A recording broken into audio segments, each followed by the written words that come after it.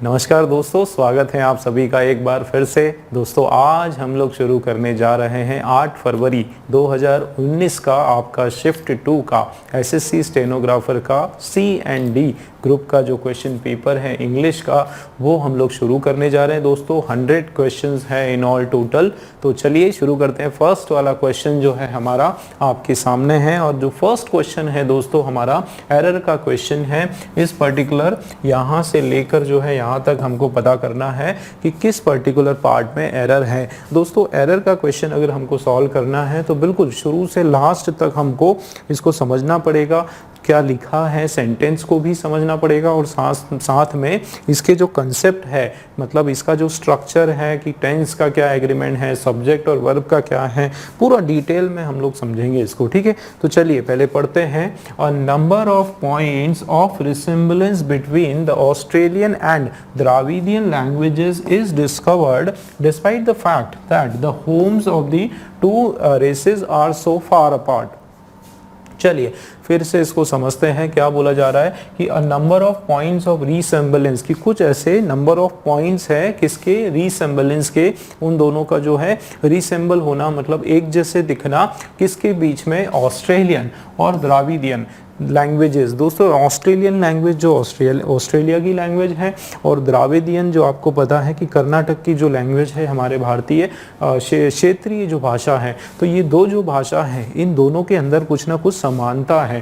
ठीक है, उसके बारे में बात की जा रही है कि ये डिस्कवर किया गया। ठीक है, ये जो दो भाषा है, कौन सी, ऑस्ट्रेलिया की भाषा और द्राविडियन जो कर्नाटक हमारे साउथ इंडिया की जो भाषा है, उसके बीच में कुछ समानता पाई गई है। ठीक है ना। अब डिस्पाइट द फैक्ट है ना, और इसके बावजूद, इस सच्चाई के बावजूद कि homes of the two races are so far apart, कि ये दो जो जाति हैं, जो दो अलग अलग भाषा, जो ऑस्ट्रेलियाई भाषा बोलने वाले लोग और जो द्राविडियन भाषा बोलने वाले लोग हैं, उन दोनों का जो घर है, उन दोनों का जो प्लेस है, प्लेस ऑफ रेसिडेंस है, वो बहुत दूर दूर है। भाई द्राविडियन भाषा बोलने वाले जो लोग हैं वो साउथ इंडिया में रहते हैं, और ऑस्ट्रेलियन भाषा वाले जो लोग हैं वो ऑस्ट्रेलिया में रहते हैं। दोनों में कोई समानता, दोनों का कोई उद्गम एक साथ वाला कोई भी ऐसा प्रमाण अभी तक प्राप्त नहीं हुआ है। उसके बावजूद भी जो है दो भाषा में कुछ ना कुछ रिसेम्बलेंस है, तो उसके बारे में यहाँ पर बात हो रही है। ठीक है, अब चलिए थोड़ा सा स्ट्रक्चर स्टडी करते हैं दोस्तों। देखो क्या लिखा है, अ नंबर ऑफ। तो ये अ नंबर ऑफ का एक रूल है दोस्तों। क्या रूल है कि अ नंबर ऑफ कभी भी आया, ठीक है ना, तो अ नंबर ऑफ कभी आता है दोस्तों, तो इसमें क्या होता है कि आपका प्लूरल, ठीक है, नाउन जो है प्लूरल नाउन भी हो सकता है, और सिंगुलर नाउन भी हो सकता है दोस्तों। ये दोनों चीज़ें हो सकती हैं। ठीक है, और उसके बाद जो वर्ब है ना, उसके बाद जो वर्ब है वो हमारा जो है वो डिपेंड करता है कि अगर प्लूरल नाउन है ना, अगर प्लूरल नाउन है तो प्लूरल वर्ब होगा। ठीक है, और अगर सिंगुलर नाउन है तो सिंगुलर वर्ब होगा। तो वर्ब किस पर निर्भर करेगा, वर्ब निर्भर करेगा हमारे नाउन के ऊपर है। जिस प्रकार का नाउन है, अगर प्लूरल नाउन है तो प्लूरल वर्ब हो जाएगा, और अगर सिंगुलर नाउन है तो सिंगुलर वर्ब यहाँ पर होने वाला है। ठीक है ना, इस तरीके से। तो चलिए देखते हैं यहाँ पर क्या लिखा है। दो ऑफ है, एक ऑफ ये है और एक ऑफ जो है ये है। तो दोस्तों हम जो है इसको पूरा एक सिंगल यूनिट मान के चलेंगे। ठीक है, इसको जो है एक सिंगल यूनिट बात करेंगे। अ नंबर ऑफ पॉइंट्स। अब इसमें आपको देखना पड़ेगा कि हम बात किसके बारे में कर रहे हैं, सब्जेक्ट हमारा क्या है। ठीक है, वो हमको समझना पड़ेगा। यहाँ पर देखो अ नंबर ऑफ पॉइंट, कुछ नंबर ऑफ क्या, पॉइंट्स। तो इसमें हमारा जो सब्जेक्ट है ना दोस्तों, वो पॉइंट्स हमारा सब्जेक्ट है। और ये जो पॉइंट्स है ये कैसा सब्जेक्ट है, ये प्लूरल नाउन है। ठीक है, ये आपको याद रखना है। अब इसमें शुरुआत हो रही है प्लूरल नाउन की। ठीक है, उसके बाद अच्छा एक रूल और आता है दोस्तों। क्या रूल आता है कि नाउन 1, ठीक है, उसके बाद जो है ऑफ प्रीपोजिशन लगा है, और उसके बाद जो है नाउन 2 लगा हुआ है। इस कंडीशन में जो हमारा वर्ब होगा, ठीक है ना, जो हमारा वर्ब होगा वो किसके हिसाब से होगा, अकॉर्डिंग टू नाउन वन के हिसाब से हमारा वर्ब होने वाला है। इसका मतलब वर्ब हमारा जो है इसके हिसाब से होने वाला है। अब आप ये देखो कि इस पर्टिकुलर कंडीशन में यहाँ हम लोग अगर इसको इस ऑफ को मानते हैं, है ना, हमारे रूल में, तो ये आपका जो है हो गया क्या, नाउन वन। ये क्या हो गया, नाउन वन। और ये जो रिसेम्बलेंस है ये क्या हो जाएगा, नाउन टू हो जाएगा। ठीक है, इस हिसाब से जो है आगे जो आने वाला वर्ब है वो कैसा होना चाहिए, वो नाउन वन के हिसाब से होना चाहिए। चलिए आगे देखते हैं। तो नंबर ऑफ पॉइंट जो है ये एक हमारा नाउन हो गया। ऑफ किसका, रिसेम्बलेंस मतलब समानता, किस किस के बीच में। ये जो चीज़ें हैं दोस्तों आपकी एक्स्ट्रा है। कहाँ से लेके, between the Australian and Dravidian languages, यहाँ से यहाँ तक जो ये एक्स्ट्रा चीज़ें हैं, ये किसके बारे में, रिसेम्बलेंस के बारे में, कि किस किस के बीच में जो है रिसेम्बलेंस है उसके बारे में यहाँ पर बात हो रही है। तो between the resemblance of Australian Dravidian languages, ये हमारा जो है यहाँ पर आ गया वर्ब। ठीक है, तो वर्ब क्या है, सिंगुलर, बट आप देखो ये किसके हिसाब से लगना है, नाउन वन के हिसाब से लगना है, इसका मतलब प्लूरल आएगा। तो ये हमारा मिस्टेक आ गया, यहाँ पर जो है इज नहीं होने वाला है, आर होने वाला है। ये हमारा एरर एक निकल कर आ गया। ठीक है, आगे देखते हैं। तो between the Australian and Dravidian languages are discovered, आगे देखते हैं, डिस्पाइट द फैक्ट, ये बिल्कुल सही है ना, डिस्पाइट के साथ ऑफ नहीं लगता है ना, डिस्पाइट ही सही है। या तो आप डिस्पाइट लगाओ या फिर आप लगाओ इंस्पाइट ऑफ, दोनों ही आपके राइट है। और दोनों का जो मीनिंग है वो होता है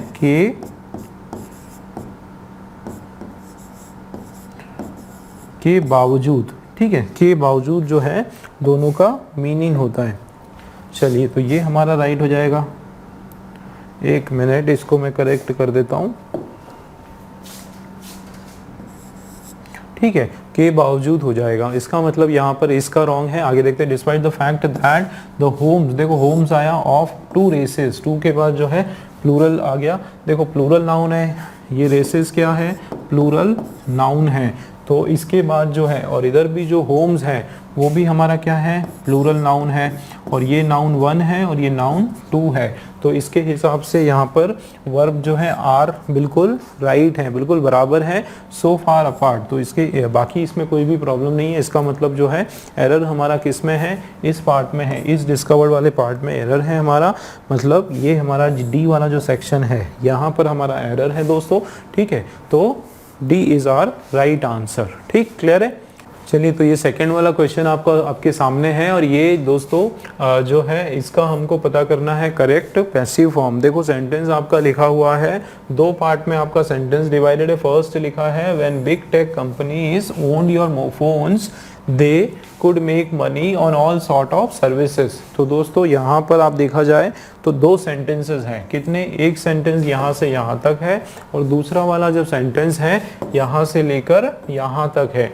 अब आप देखो क्या लिखा है कि when big tech companies own your phone, कि जब बड़ी बड़ी जो टेक कंपनीज हैं वो आपका फ़ोन जब वो ओन करती है, जब वो आपका फ़ोन लेती है, they could make money on all sort of services, कि वो किसी भी तरह से जो है, किसी भी तरह की जो सर्विसेज हैं उससे आपसे पैसा बना सकती है। ठीक है, ये इसका मीनिंग आ रहा है। अब दोस्तों किसी एक सेंटेंस में आपका स्ट्रक्चर है, ठीक है, दोनों में नहीं है। अब इसको क्या करना है हमको, ये हमारा एक्टिव के फॉर्म में है, ठीक है ना, एक्टिव के फॉर्म में है, हमको जो है इसको पैसिव में करना है। अब आप देखो फर्स्ट सेंटेंस हमारा क्या है, व्हेन बिग टेक कंपनीज जो है ओन्ड योर मोबाइल, वो क्या करती हैं, आपके मोबाइल को ओन्ड करती हैं। तो वो क्या कर सकती है, वो ऐसा कर सकती है। मतलब ये हमारा जो है ना मेन क्लॉज है। ये जो सेंटेंस है हमारा, ये क्या है, मेन सेंटेंस है, आप बोल सकते हो प्रिंसिपल क्लॉज है। और ये जो है बाकी का ये कुड, वो ऐसा कर सकती है, इस पर डिपेंडेंट है। तो ये आपका जो है सबऑर्डिनेट, ठीक है ना, ये क्या है, सबऑर्डिनेट क्लॉज है। ठीक है, तो ये जो स्ट्रक्चर है हमारा वो किस में देखेंगे हम लोग, इस फर्स्ट वाले सेंटेंस में हम देखने वाले हैं। तो चलिए देखते हैं, एक वो बना लेते हैं एक्टिव और यहाँ पर जो है पैसिव। अब देखो कुछ बेसिक चेंज करना है। सबसे पहले आपको देखना है कि टेंस का चेंज होगा दोस्तों, है ना। टेंस में क्या, टेंस का पकड़ करना है आपको। अगर एक ट्रिक में अगर आपको बताऊं कि अगर टेंस सही तरीके से आपने समझ लिया तो आप पूरा सेंटेंस आसानी से कर सकते हो। मतलब आप देखो यहाँ पर कि ये क्या लिखा है, बिग टेक कंपनीज, ठीक है, और ये क्या है, ओन, मतलब ये पास्ट टेंस का सेंटेंस है, ठीक है ना। अब सीधा से देखो इसका क्या फॉर्मूला होता है, पास्ट टेंस में सब्जेक्ट, वर्ब का सेकंड फॉर्म और यहाँ पर ऑब्जेक्ट। और इसका जो है जब आप पैसिव करोगे तो क्या होगा, सबसे पहले ऑब्जेक्ट, उसके बाद जो है आपका ऑक्सिलरी वर्ब, ठीक है, वो भी क्या होगा, पास्ट टेंस में होगा, या तो वॉज होना चाहिए या फिर वर्ब होना चाहिए, और उसके बाद जो है मेन वर्ब का थर्ड फॉर्म, और उसके बाद बाय लगकर जो है सब्जेक्ट हो जाएगा, ठीक है। बस यही आपका स्ट्रक्चर है।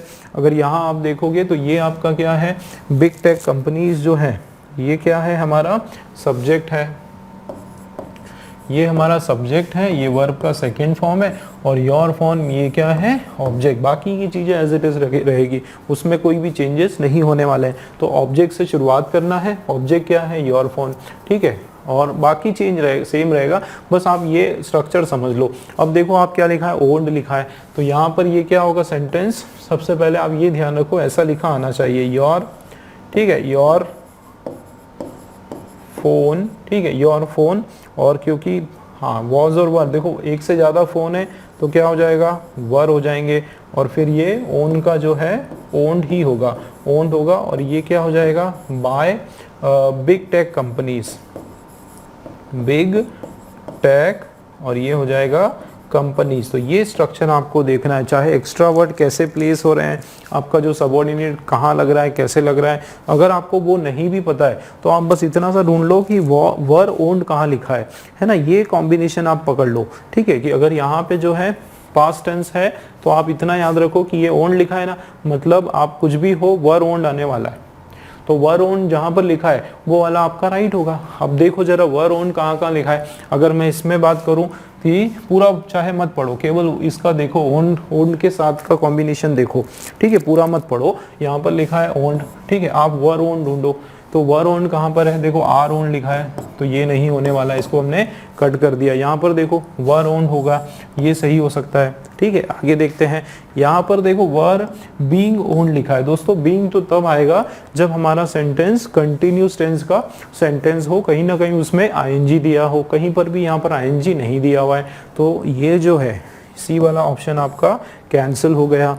उसके बाद देखो फोन्स ओन्ड आ गया, यहाँ पर वर जो है नहीं आया, मतलब ये भी जो है आपका डी वाला भी रॉन्ग हो गया, मतलब राइट आंसर हमारा इसमें है। देखो ये होता है तरीका, ट्रिक, ये ट्रिक होता है दोस्तों, इस तरीके से आप लोग समझो उसको, ठीक है। कि एक हमको अगर बेसिक चीज पता चल गई कि हमारा अगर ये पूरा का पूरा सेंटेंस पास्ट टेंस में है तो उसको जब पैसिव लिखते समय वॉज या वर और उसके साथ वर्ब का थर्ड फॉर्म, बस ये दो वर्ड अगर आपने सही इसमें ढूंढ लिए तो आपका पूरा आराम से आपको आपका आंसर मिल जाएगा, ठीक है ना।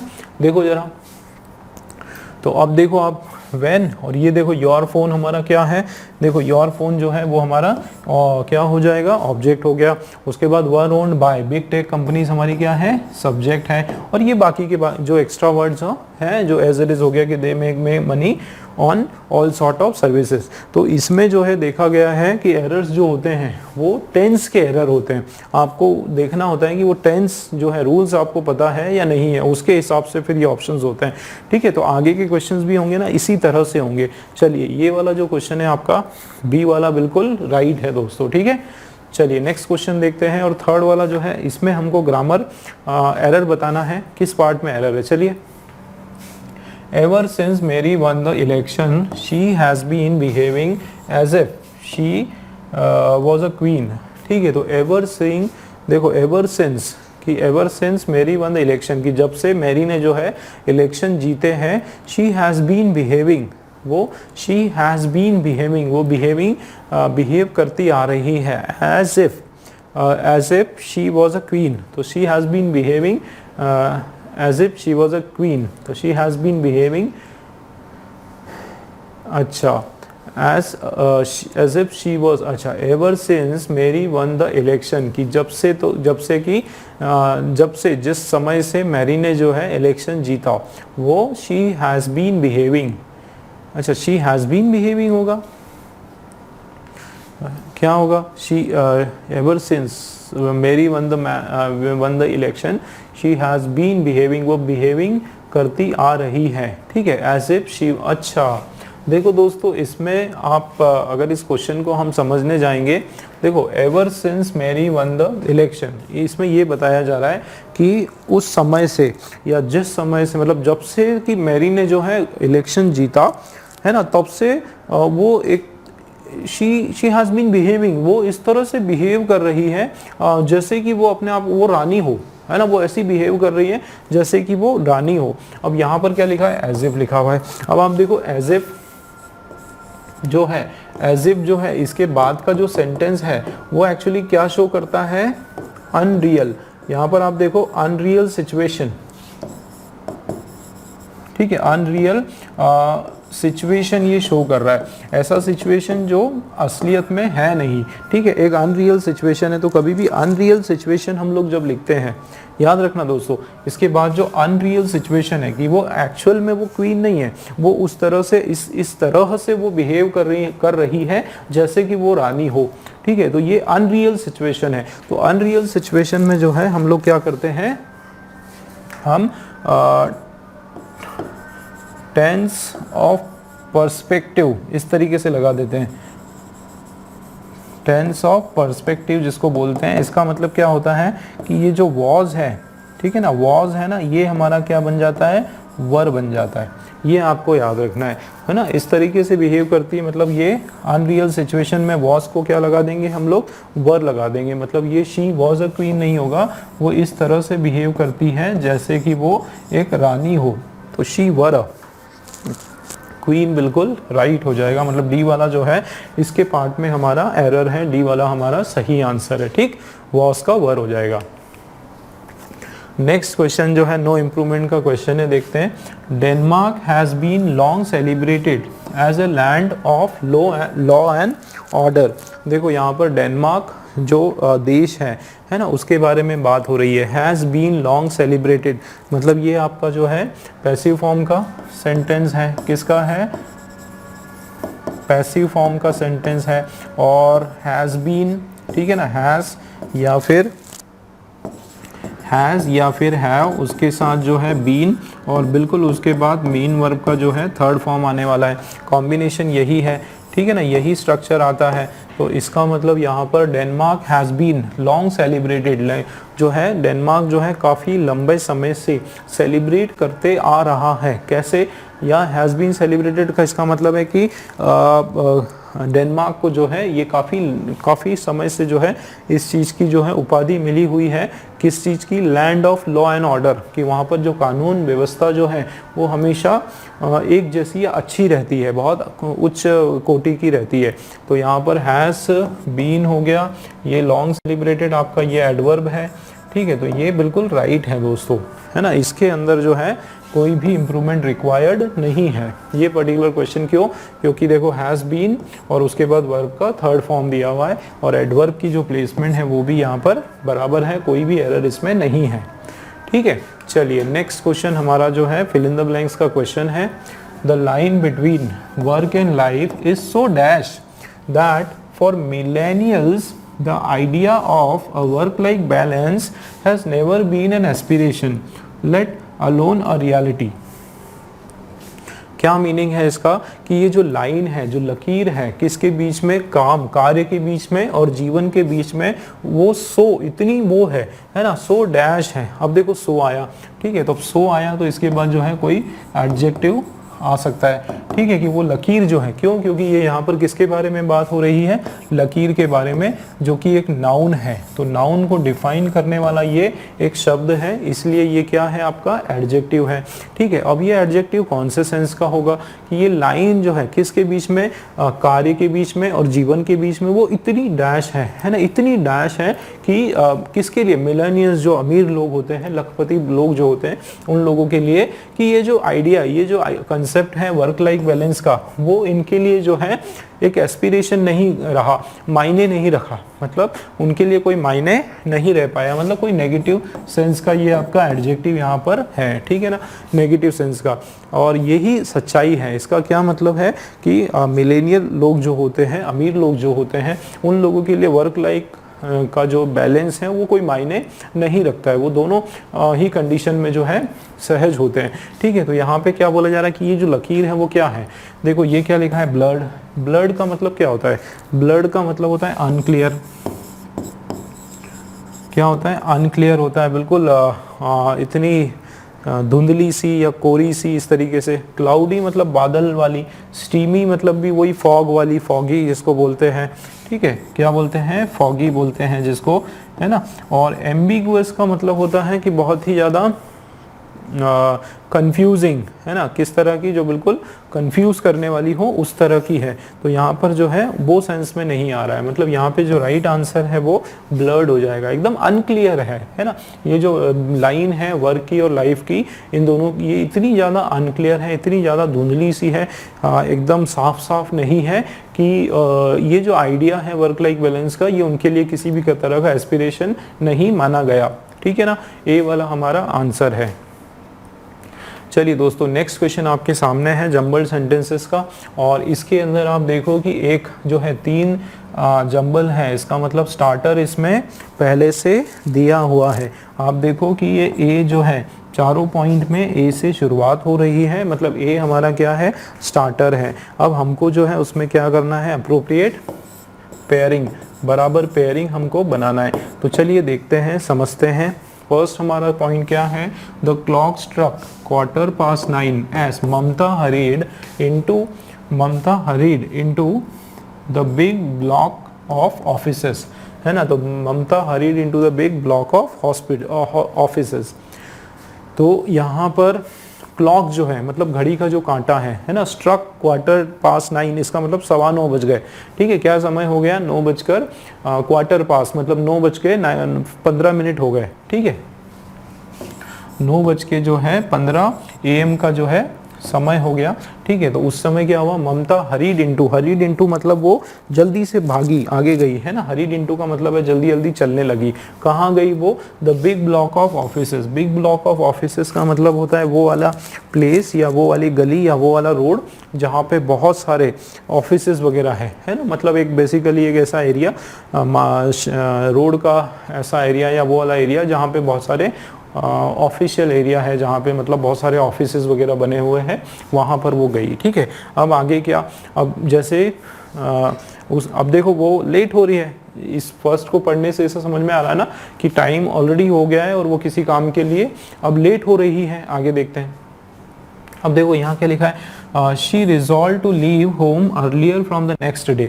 उसने क्या है, रिजॉल्व किया मतलब उसने अब प्रॉमिस किया अपने आप से ठाना कि वो क्या करने वाली है, वो लीव होम अर्लियर, वो घर से जल्दी निकलने वाली है अगले दिन। अब यहाँ पर क्या बोला जा रहा है, यहाँ पर घड़ी की बात हो रही है ना। और ममता जो है वो किसी ब्लॉक ऑफिसेस में उस रोड पर गई। अब ये बताओ कि यहाँ पर कुछ और सेंस में बात हो रहा है, ठीक है ना, यहाँ कुछ और सेंस में बात हो रही है। और अब यहाँ ये बोला जा रहा है पूरा एंडिंग में कि उसने अब उसने डिसाइड किया, अब उसने ये ठाना कि वो ऐसा करेगी। इसका मतलब ए और बी का जो पेयर है वो नहीं बन रहा है ना। आप देखो ए और बी का कोई कनेक्शन हो रहा है क्या, है ना। ए और बी का कोई कनेक्शन ही नहीं हो रहा है। भाई यहाँ बताया जा रहा है कि वो जल्दी में है और वो क्या हो, वो बिल्कुल उस नीचे रोड में जहाँ ऑफिसेस ब्लॉक्स हैं वहाँ पे जल्दी जल्दी वो आगे बढ़ी, और यहाँ उसने अब प्रॉमिस किया कि अब वो अगली बार जल्दी जाएगी। मतलब कुछ डिस्कनेक्शन दिख रहा है ना। तो ए बी का आपका पेयर नहीं है, तो ए वाला बी और बी वाला दोस्तों ये क्रॉस कर दो, कैंसिल कर दो। आगे देखते हैं।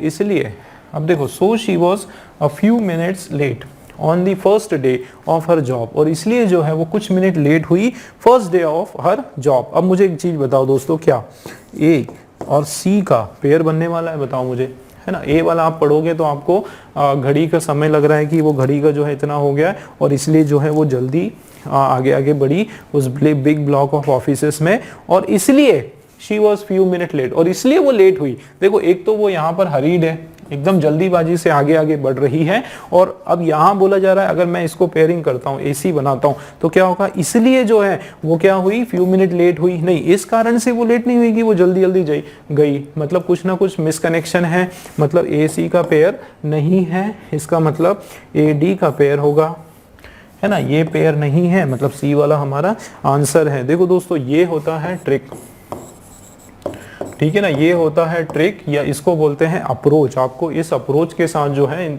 फिलर्स को, सॉरी ये जो जंबल्ड सेंटेंसेस है इनको हमको सॉल्व करना है, ठीक है, इस अप्रोच के साथ सॉल्व करना है। चलिए देखते हैं, तो ये वाला जो है हमारा राइट आंसर हो जाएगा। आपको देखो ADCB, देखो सबसे पहले द क्लॉक स्ट्रक 9, घड़ी का जो है 9:15 हुए, और ममता जो है जल्दी जल्दी से कहाँ जा चलने लगी, बिग ब्लॉक्स ऑफ ऑफिसेस से वो होते हुए गुजरने लगी, ठीक है, उस एरिया से होते हुए गुजरने लगी। और उसके बाद देखो बस हैड क्रोल्ड थ्रू, अब वो बस द डेंस ट्रैफिक, हो सकता है वो उसके बाद कहाँ गई, बस में बैठी होगी, और वो जो बस में बैठी और उसके बाद जो क्रोल्ड मतलब एकदम धीरे धीरे इधर उधर जो है एकदम स्लो स्पीड से जो है थ्रू, किससे होकर गुजरी, बस डेंस ट्रैफिक में। उस दिन जो है ट्रैफिक बहुत था तो बस जो है वो धीरे धीरे धीरे आगे बढ़ी, ठीक है। उसके बाद देखो कि इसलिए जो है she was few minute late, और ये बस जो है वो धीरे धीरे क्रोल्ड किया, इस कारण से वो क्या हो गई, कुछ मिनट जो है वो लेट हो गई, पहला ही दिन था उसका जॉब का, उस जॉब में लेट हो गई। अब आगे देखो, और इसलिए उसने जो है अपने आप से प्रॉमिस किया कि अब जो है मैं क्या करने वाली हूँ, अगले दिन से घर से जो है जल्दी निकलने वाली हूँ ताकि मैं अगली बार लेट ना हूँ, है ना, ना रहूँ, ठीक है। इस तरीके से मतलब ये मीनिंग वाइज बिल्कुल हमारा सही है, इसमें कोई भी प्रॉब्लम नहीं है, C is our right answer, ठीक है। चलिए नेक्स्ट क्वेश्चन आपके सामने दोस्तों, नो इम्प्रूवमेंट का, और क्या लिखा है, if you are ever in Chennai you come and see me. क्या बोला जा रहा है कि अगर आप कभी भी चेन्नई में रहो तो आप आओ और मुझे मिलो, है ना। अब मुझे एक चीज बताओ, यहाँ पर ऑलरेडी यू है, ठीक है ना, यहाँ पर यू है, क्या यहाँ पर इस यू की आवश्यकता है ना, इस यू की रिक्वायरमेंट नहीं है, क्यों, क्योंकि ये यू जो है आपका नॉट रिक्वायर्ड, है ना, नॉट रिक्वायर्ड, इसकी आवश्यकता नहीं है। क्या होगा, सीधा सीधा हम इस तरीके से बोलते हैं कि if you are ever in Chennai come and see me, भाई आप कभी भी चेन्नई में रहो या चेन्नई आओ तो आप आकर मुझसे मिलो, है ना। यू कम की, यू की बार बार यू की रिक्वायरमेंट क्या है, जाहिर सी बात है अगर शुरुआत में यू कर रहे हैं तो इसका मतलब हम उसी की बात कर रहे हैं कि आप जो है आकर मुझसे मिलो, है ना। इस तरह से इसका मतलब ये जो डी वाला पार्ट है ये हमारा बिल्कुल करेक्ट है, ठीक है। क्या हो जाएगा राइट आंसर, कम एंड सी। चलिए तो नेक्स्ट 8th वाला जो क्वेश्चन है दोस्तों हमारा, इसका हमको करना है इनडायरेक्ट फॉर्म, सॉरी ये इसका हमको डायरेक्ट फॉर्म करना है। ये आपका जो है क्वेश्चन किस फॉर्म में है, इनडायरेक्ट फॉर्म में है, ठीक है ना। देखो क्या लिखा हुआ है, standing in front of the Taj Mahal Raju said that he had always wanted to see the Taj Mahal. अब इसका जो है स्ट्रक्चर हम लोग देख लेते हैं, डायरेक्ट, और यहाँ पर जो है हम लोग देखेंगे इनडायरेक्ट। अब दोस्तों कुछ अपने को समझना पड़ेगा कि जैसे जो डायरेक्ट फॉर्म में जो है इन्वर्टेड कॉमा होते हैं, ठीक है, डायरेक्ट में क्या होते हैं, इन्वर्टेड कॉमा होते हैं, और इनडायरेक्ट में जो है उसके बदले क्या लगता है, दैट लगता है, ठीक है। उसके अलावा जो है यहाँ पर क्या लिखा है, सेड है, तो सेड का जो है वो केवल सेड हो सकता है, ठीक है। सेड का क्या हो सकता है, या तो केवल सेड भी हो सकता है या फिर दोनों तरफ जो है सेड सेड रहेगा, इसमें कोई प्रॉब्लम नहीं है, ठीक है। उसके अलावा जो है टेंस चेंज होता है, ये बहुत इंपॉर्टेंट है, आपको याद रखना है, ठीक है। अगर इनडायरेक्ट हमारा जो है ना, सपोज डायरेक्ट लेते हैं, डायरेक्ट में अगर हमारा किस में रिपोर्टेड स्पीच की बात कर रहा हूं मैं, रिपोर्टेड स्पीच जो है वो अगर हमारा किस में है, प्रेजेंट, वो अगर हमारा प्रेजेंट टेंस में है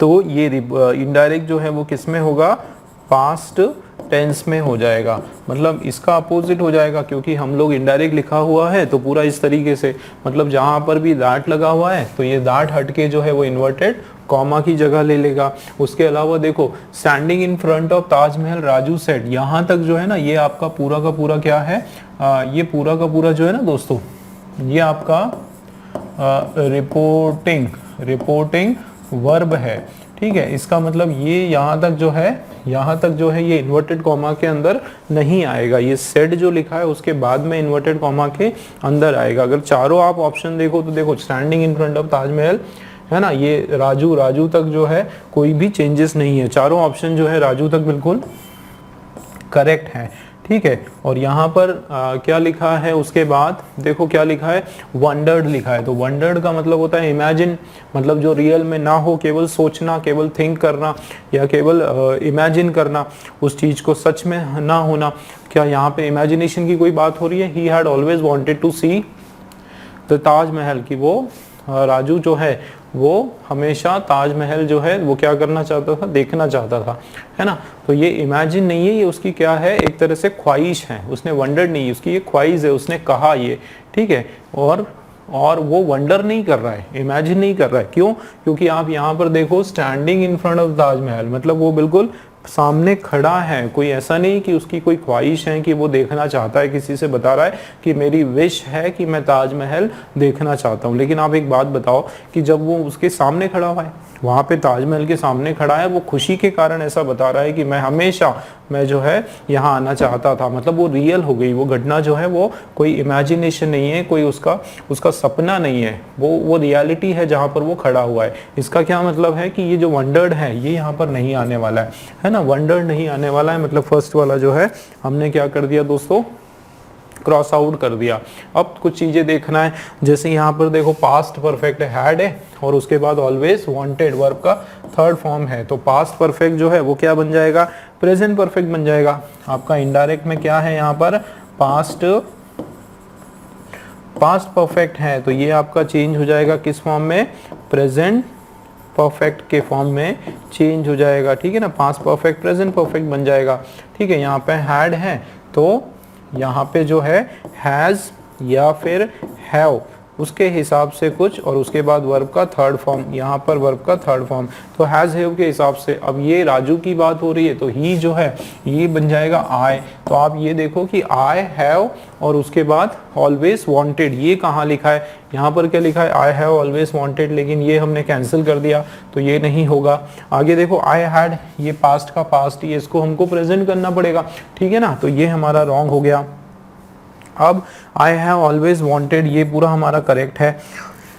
यहाँ पर देखते हैं आई हैव बीन नहीं होगा दोस्तों, ठीक है। आई हैव बीन और उसके बाद जो है ING, present perfect continuous tense नहीं होगा, केवल प्रेजेंट परफेक्ट होगा। तो देखो ये हमारा सी वाला ऑप्शन बिल्कुल राइट है कि उसके खड़े होकर जो है राजू कहता है कि मैं जो है always wanted to see the Taj Mahal. ये आपका बिल्कुल सी वाला राइट ऑप्शन हो जाएगा, ठीक है। क्लियर है दोस्तों। चलिए नेक्स्ट क्वेश्चन हमारा जो है इसका पैसिव हमको बताना है। देखो, computer network can easily predict our online behaviour. Computer language जो है, कंप्यूटर नेटवर्क्स जो हैं वो आसानी से हमारे ऑनलाइन बिहेवियर को पता कर सकते हैं। दोस्तों मान लो कि आपको ये पूरा नहीं आ रहा है समझ में, फिर भी आप जो है एक या दो चीज़ें अगर आप पता कर लो तो आसानी से इसको सॉल्व कर सकते हो। आप देखो एक्टिव और ये जो है हमारा इधर पैसिव। अब यहाँ पर अगर आप देखोगे एक्टिव में क्या लिखा हुआ है, कैन है, तो ये जो कैन है ये आपको चेंज करना है किसमें, कैन बी, बिल्कुल इस तरीके से। अब जिस वाले ऑप्शन में कैन बी होगा उस ऑप्शन के सही होने के चांसेस बिल्कुल होंगे, ठीक है। तो देखो ये क्या लिखा है, कैन इजीली बी, है ना, तो बिल्कुल ये हो सकता है। उसके बाद क्या है, our online behaviour be predicted. यहाँ पर देखो कहीं पर भी कैन नहीं है ना, कैन अगर कहीं पर भी नहीं है तो इस ऑप्शन को आप वैसे ही हटा दो। उसके अलावा जो है वॉज भी यहाँ पर नहीं होने वाला है, कैन का कैन रहेगा दोस्तों। मॉडल्स जितने भी है, अगर कुड है तो वो हो जाएगा कुड बी, ठीक है। वैसे ही शुड है, ठीक है, अगर शुड है तो ये हो जाएगा शुड बी। जितने भी मॉडल्स हैं आपके, विल है तो वो हो जाएगा विल बी, बिल्कुल इसी तरीके से। अगर मे है तो ये हो जाएगा मे बी, ठीक है, मे बी। माइट है तो माइट बी, ठीक है, माइट है तो क्या हो जाएगा, माइट बी हो जाएगा। और सबके साथ जो है वर्ब का थर्ड फॉर्म आने वाला है इसी तरीके से। तो देखो ये यहाँ पर क्या है, वॉज आ गया, तो मतलब ये वाला भी ऑप्शन कैंसिल, और यहाँ पर भी जो है आप देखो कैन इजीली बी, मतलब ये दो ऑप्शन हमारे पास बचे। ठीक है, अब आगे की चीज़ें हम लोग देख लेते हैं।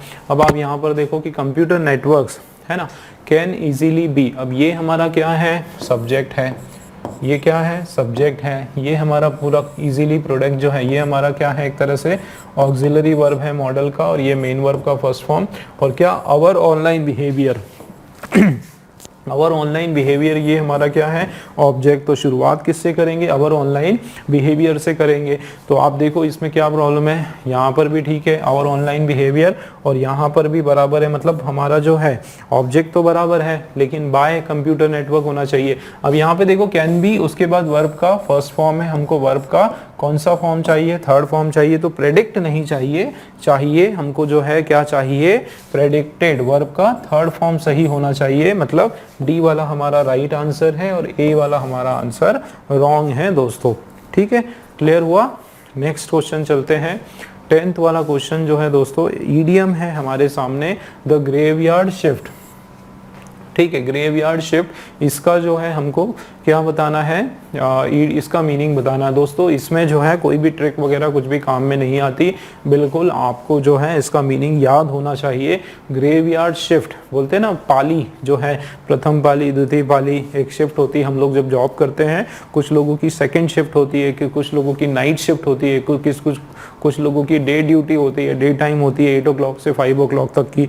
तो वैसे ये जो शिफ्ट है उसके उससे रिलेटेड ये है। नाइट की जो शिफ्ट होती है ना, जो लोग रात में जो ड्यूटी करते हैं 12 बजे से 8 बजे तक, उस शिफ्ट को जो है सबसे मुश्किल शिफ्ट माना जाता है। उसको माना जाता है कि सबसे कठिन अगर ड्यूटी करना है तो उस समय में होता है, इसीलिए उसको ग्रेवयार्ड, शमशान शिफ्ट कहा जाता है, क्योंकि उस समय जो है इंसान, नींद आती है, बड़ी मुश्किल से ड्यूटी कर पाता है ना, होश कई बार तो वो बहुत ज़्यादा छूट जाता है थक के, चाहे आप दिन भर सो, लेकिन उसके बाद भी रात की नींद होना बहुत ज़रूरी है। तो वो इस शिफ्ट को जो है ग्रेवयार्ड शिफ्ट माना जाता है। तो देखो इसका मीनिंग क्या है, work shift during the night, often midnight से लेकर सुबह 8 बजे तक का जो समय है वो कहा जाता है ग्रेवयार्ड शिफ्ट, और इसको जो है आपको याद रखना पड़ेगा। ठीक है, चलिए एरर का क्वेश्चन है हमारा नेक्स्ट वाला। Many a girl were influenced by the inspirational lecture given by noble Durate. Many a girl जो है, बहुत सारी लड़कियां जो है वो क्या हो गई, आकर्षित हो गई, किससे, बहुत जो उत्साहजनक, एक इंस्पायर करने वाला जो लेक्चर जो कि नोबल ड्यूरेट, नोबल विजेता ने जो दिया, उससे इंस्पायर हो गई। अब दोस्तों ये इसका एक रूल है, एक रूल है किसका, many a.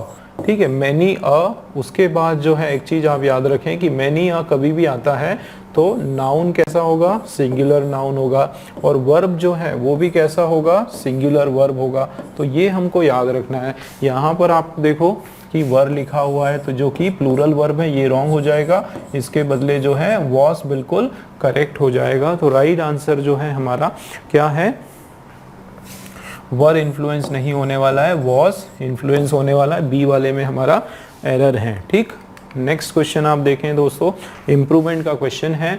If you don't like mathematics at school, you don't like it at college too. क्या बोला जा रहा है कि इफ यू डोंट लाइक, है ना, if you don't like mathematics at school, मतलब ये बताया जा रहा है कि अगर जो है, अगर तुम स्कूल के अंदर अगर तुमको मैथ्स पसंद नहीं है, इसका मतलब कॉलेज में भी तुम जो है इसको मैथ्स को पसंद नहीं करने वाले हो। ठीक है, तो यू डोंट का आपका कॉम्बिनेशन दोस्तों रॉन्ग हो जाएगा, है ना, दो बार ये डोंट हम लोग नहीं लगाने वाले। इसमें ऐसा बताया जा रहा है कि अगर तुम्हें मैथमेटिक्स स्कूल में पसंद नहीं है, इसका मतलब है कि तुम इसको कॉलेज में भी पसंद नहीं करोगे। क्या हो जाएगा, तुम कॉलेज में भी इसको जो है पसंद नहीं करोगे। तो राइट जो है हमारा ये होगा। ठीक है, कि यदि तुम जो है don't like maths in school में अगर तुमको पसंद नहीं है तो क्या होगा, you may not like it at college too, कि हो सकता है, चांसेस हैं कि तुमको जो है ये कॉलेज के अंदर भी तुमको मैथ्स पसंद ना आए। ठीक, मतलब सी वाला जो है दोस्तों हमारा बिल्कुल राइट ऑप्शन है। चलिए नेक्स्ट क्वेश्चन आपके सामने है, और इसका जो है हमको डायरेक्ट फॉर्म में बताना है। The students wanted to know whether they could postpone the test until Monday. अब स्टूडेंट इस चीज़ को जानना चाहते थे, है ना, कि क्या वो इस टेस्ट को जो है मंडे तक पोस्टपोन कर सकते हैं। दोस्तों देखो क्या लिखा है, वेदर।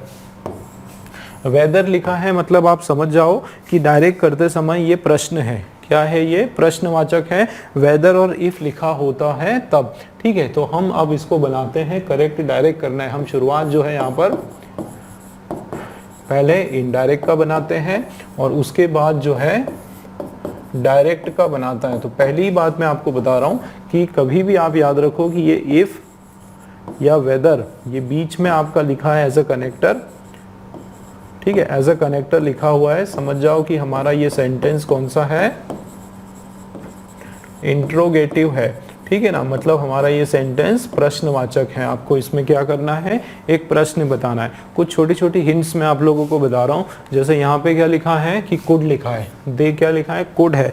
तो कुड का क्या हो जाएगा दोस्तों, कैन हो जाएगा, ठीक है। कुड क्या हो जाएगा, कैन हो जाएगा। देखो आंसर निकालो, कैन कहाँ पर लिखा है, जहां भी कैन लिखा है कुड के बदले समझ जाओ कि वो हमारा ऑप्शन हो सकता है। अब आप देखो कि शैल लिखा हुआ है, तो शैल तो शुड का होता है, कुड का नहीं होता है, तो ये बिल्कुल आपका आंसर रॉन्ग हो गया। यहाँ पर कुड का कुड लिखा हुआ है। भाई आपको पता है कि जब हम डायरेक्ट को इनडायरेक्ट में करते हैं या तो टेंस चेंज होता है। क्या होता है चेंज, टेंस चेंज होता है। यहाँ का जो पास्ट टेंस है वो आपका डायरेक्ट में क्या बन जाता है, प्रेजेंट टेंस बन जाता है, ठीक है। तो यहाँ पर टेंस चेंज नहीं हुआ तो बी वाला रॉन्ग। देखो कितना आसान तरीके से एक इस अप्रोच के साथ अगर हम लोग करेंगे ना, अगर आपको केवल टेंस की इंफॉर्मेशन है डायरेक्ट इनडायरेक्ट में तो भी आप बहुत आसानी से आपका ऑप्शन ढूंढ सकते हो, ठीक है। केवल टेंस की का पता हो तो कि भाई हमको एक चीज तो डन है कि हमारा जो भी टेंस है, जो हेल्पिंग, जो भी मॉडल वर्ब है ना, जो भी कैन है, मे है, माइट है, शैल है, शुड है, जो भी हो, अगर वो आपका इनडायरेक्ट में है ना, इनडायरेक्ट में है मतलब वो पास्ट में है तो वो प्रेजेंट में हो जाएगा। भाई पास्ट वाला प्रेजेंट हो जाएगा, ये टेंस चेंज होता है, बस आप इतना याद रखो। तो यहाँ पर देखो कुड है तो उसका कैन होना चाहिए। कैन केवल एक जगह है, यहाँ पर भी आपका कैन नहीं है, मतलब यही हमारा आंसर, ये क्या किया, यही हमारा सी वाला राइट आंसर है, ठीक है। तो क्या हो जाएगा, बिल्कुल। अब हम लोग थोड़ा सा आगे स्ट्रक्चर समझते हैं, लेकिन हिंट से, अप्रोच से हमने आंसर को तुरंत पता कर लिया, बिल्कुल कुछ सेकेंड्स में हम लोग पता कर सकते हैं। तो देखो मैंने एक चीज क्या बताई थी कि ये प्रश्न है, क्यों, क्योंकि इफ और वेदर आ गया बीच में, दैट नहीं आया, ठीक है। मतलब ये एक तो क्वेश्चन है, तो क्वेश्चन तो यहाँ पे बन रहा है, देखो यहाँ पर ये देखो क्वेश्चन बन रहा है, ठीक है। हालांकि क्वेश्चन तो चारों में ही बन रहे। चलिए तो क्या लिखा है, the student wanted to know, student इस बात को जानना चाहते थे, whether they could postpone the test till Monday, कि मंडे तक क्या वो टेस्ट को पोस्टपोन कर सकते हैं। तो देखो वो पूछा जा रहा है कि कैन वी क्यों, क्योंकि दे जो है ये स्टूडेंट्स हैं, तो दे का क्या बन जाएगा, अगर स्टूडेंट खुद ही बोलेंगे तो दे का वी बन जाएगा। तो बिल्कुल सही है। देखो कैसे दोस्तों, यहाँ पे एक रूल ऑफ इन्वर्जन लगता है। क्या लगता है, रूल ऑफ इन्वर्जन, ठीक है।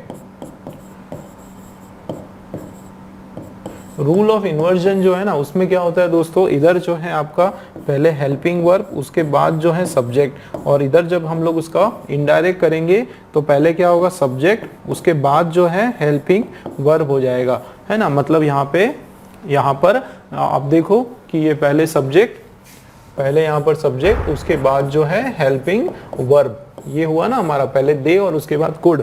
तो यहाँ पे पहले आपका क्या हो जाएगा, हेल्पिंग वर्ब हो जाएगा, है ना। पहले आपका क्या हो जाएगा, हेल्पिंग वर्ब, और उसके बाद जो है आपका सब्जेक्ट हो जाएगा।